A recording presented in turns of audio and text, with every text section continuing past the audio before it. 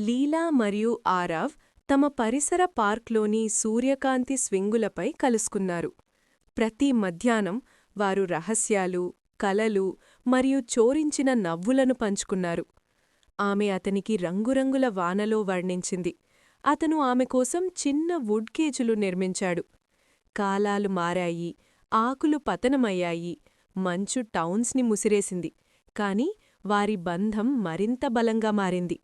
వారు ఎప్పటికీ ఒకరినొకరు మర్చిపోరని వాగ్దానం చేసుకున్నారు. పాత ఆకుకట్టపై తమ పేర్లను రాసుకున్నారు. సంవత్సరాల తర్వాత కిషోరులు అవగా తిరిగివచ్చారు. గుండెలు దరిమిలాడుతూ బాల్య అమాయకత మిగిలిన ప్రేమలో వికసించినదని గ్రహించారు.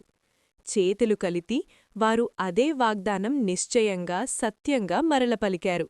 ప్రతి కాలంలో ఒకరినొకరు ప్రేమించడం.